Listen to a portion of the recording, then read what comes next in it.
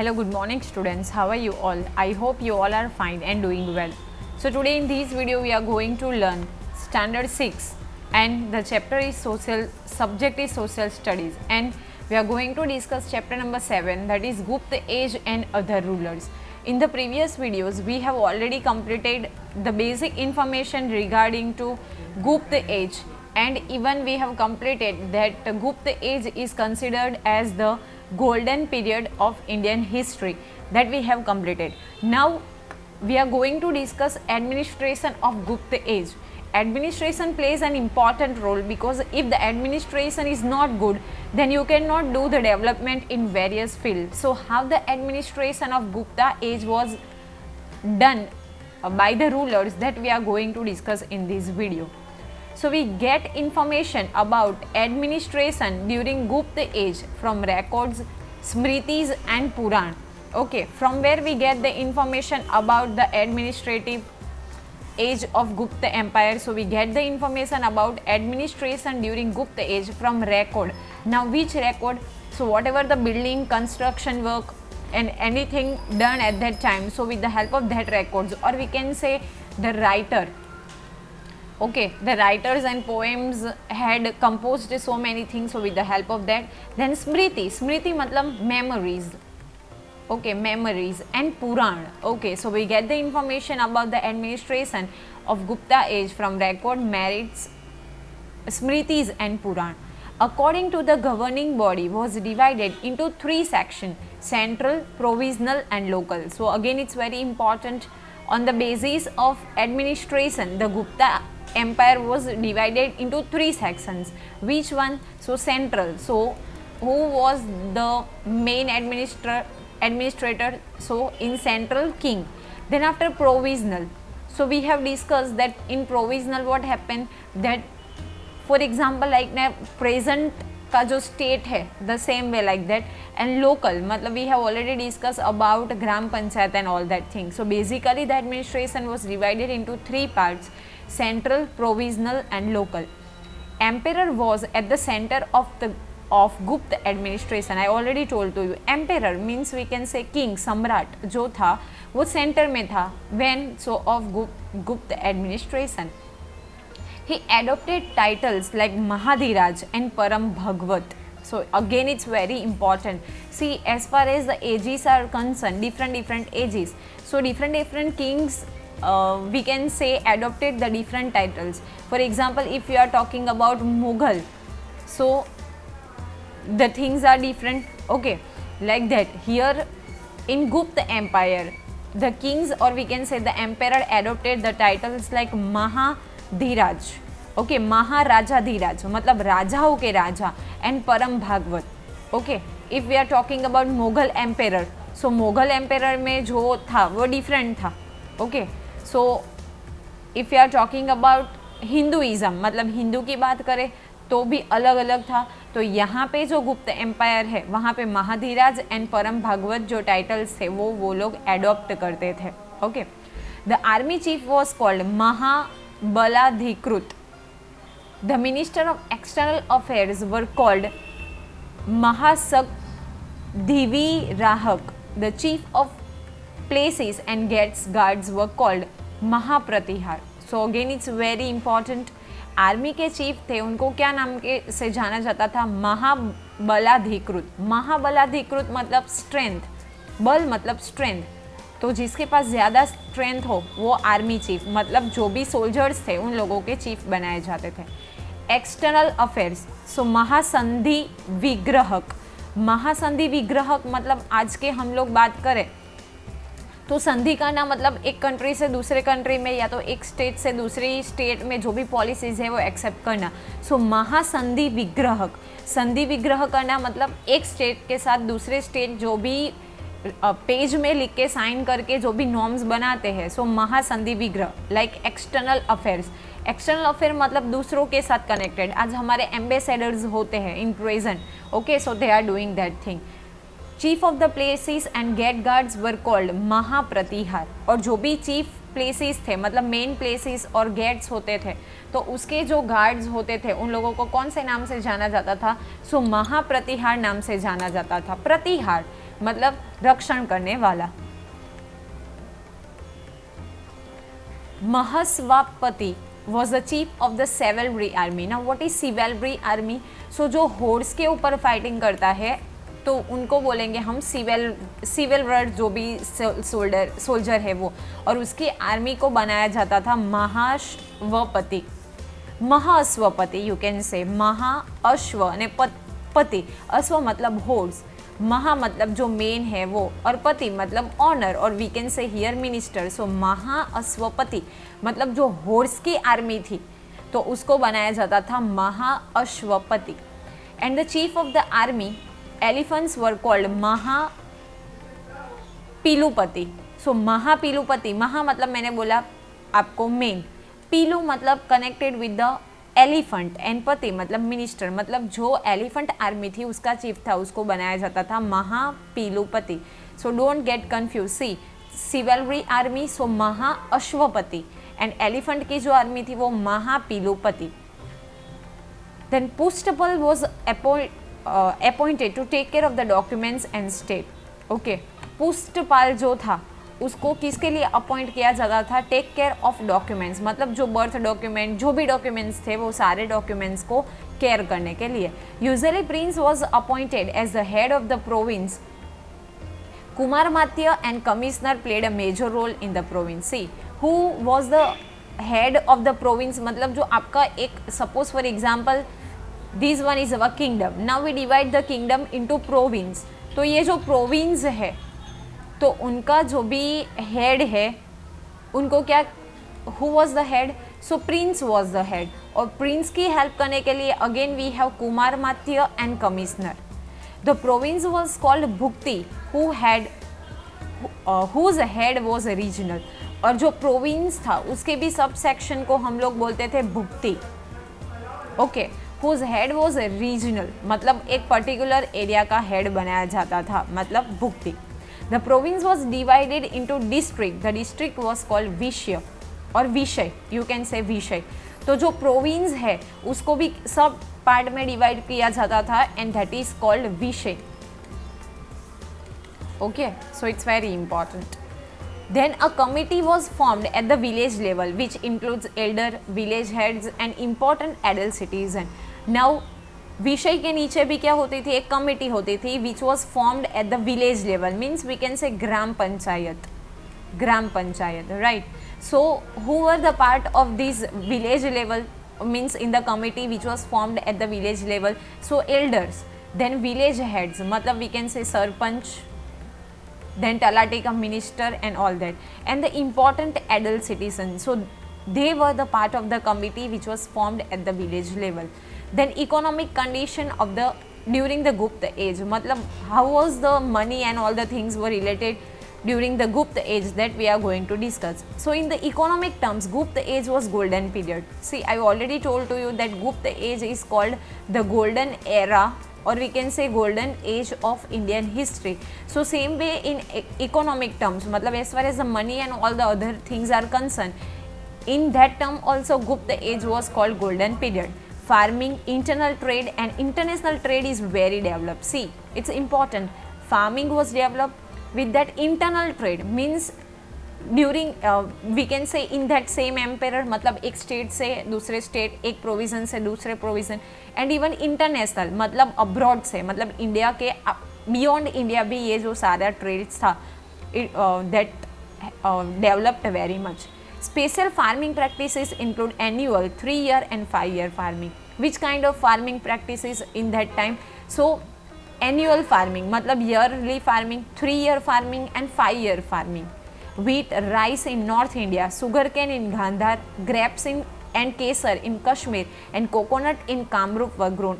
Very important question. See, in which areas the different crops were grown. So as far as the North India and the region was concerned, so basically wheat and rice, then sugarcane मतलब sherdi in Gandhar, grapes and kesar in Kashmir, and coconut in Kurup were grown. So you have to remember that thing. Then rice was grown in large quantity in Bengal. So as far as rice was concerned, so the large quantity was grown in Bengal, means we can say West Bengal, but it was during that time Bengal was like a one place, then after the things were done. Cotton in Gujarat and Sindh, and silk was produced in Bengal. So again it's very important as far as cotton is concerned, so you have to remember Gujarat and Sindh area, and silk was produced in Bengal. Trade of commodities and spices, silk and cotton had developed in South India. Again very important and common question is there. So as far as South India is concerned, so they are South India is very famous for spices, मतलब जो गरम मरी मसाला है उसके लिए बहुत famous था. And condiments मतलब वन काइंड ऑफ स्पाइस, मतलब जो मसाला जिसको हम बोलेंगे वो. Then silk and cotton, even आज भी हम लोग कॉटन की बात करें तो साउथ इंडिया में केरला कॉटन बहुत ज़्यादा फेमस है, sari and all the things are available. Okay. King used to tax 1/6 of the total production land was donated to Brahmins and temples. Now, how much tax the owner has to paid? So 1/6 of the total production. Suppose कोई एक farmer का total production हुआ है 1000, right, तो उसका 1/6 part उसको पे करना पड़ता था. मतलब बेसिकली हम लोग डिवीजन करें तो 6 1 जा 6, 4, 6 6 जा 36, अगेन 4, सो 6 6 जा मिक्स नियर बाई 166.66, मतलब 167 रुपीज़ उसको क्या करने पड़ते थे, पेड करने पड़ते थे. Okay. And total production less was donated to the Brahmin and temples. और जो भी 1/6 पार्ट का जो प्रोडक्शन हुआ उसकी जो लैंड थी वो किसको डोनेट की जाती थी, ब्राह्मण एंड टेम्पल्स को डोनेट की जाती थी. International trade was epitome of Gupta age, मतलब we can say supreme height के ऊपर था international trade. Cotton, silk and spicy were exported to Europe from India through Central Asia. So again it's very important as far as we are talking about 3rd to 5th century. Okay, so during this 3rd to 5th century what happened, cotton, silk and spices were exported. Export करना मतलब यहाँ से दूसरी तरफ भेजना, तो कहाँ पे, तो यूरोप में भेजा जाता था. थ्रू कहाँ पे, तो सेंट्रल इंडिया होके कहाँ पे भेजा जाता था, यूरोप में. Means we can say international trade was very famous. Well cotton, silk, spices, then condiments and timber were exported to east and west of the world through the international ports like Khambat, Bharuch, Sopara and Tamlipatra. See again it's very important. हमने खाली spices और silk की बात की, बाकी जो cotton है, silk, spices मतलब मसाला, कॉन्डिमेंट्स मतलब भी मसाला, मतलब स्मेल वाले, then timber that is one kind of wood, वो भी एक्सपोर्ट किया जाता था. कहाँ पे, तो east and west of the world, not only in the particular area but east world और वेस्ट वर्ल्ड में कहाँ किया जाता था, through the international ports. Ports मतलब जहाँ पे शिप्स को लोड्स एंड अनलोड्स किया जाता है, तो कहाँ पे, तो खंभात, भरूच, सोपारा एंड ताम्लीपत्र, ये इंटरनेशनल पोर्ट्स थे 3rd to 5th सेंचुरी के, और वी कैन से 3rd to 6th सेंचुरी के. प्रेजेंट ऑल्सो खंभात की बात करें, भरूच की बात करें, okay, Kandla, so they are the international ports.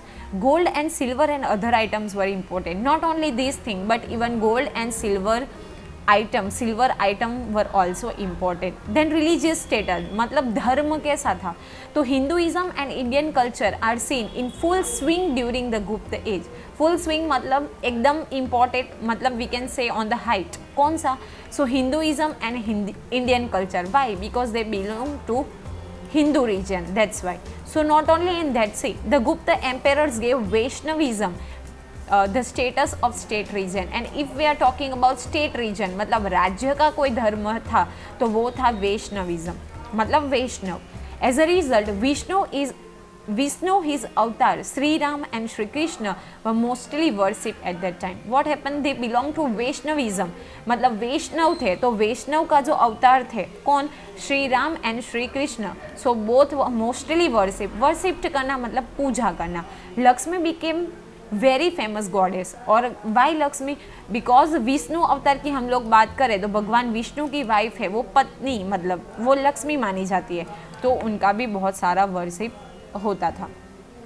It was during his time only that Ramayana and Mahabharata as well as the Puran were recompiled. मतलब फिर से क्या हुआ कि कंपोज हुआ, फिर से लिखना स्टार्ट किया. कौन, Ramayana, Mahabharata and even Purana. Srimad Bhagavad Gita became very important text at this time. Why? Because they belong to Hindus.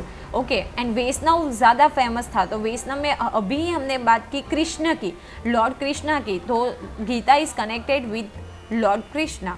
Like Vaishnavism, Shaivism also developed during Gupta age. Shaivism मतलब लॉर्ड शिवा को वर्शिप करना. ओके, लॉर्ड शिवा.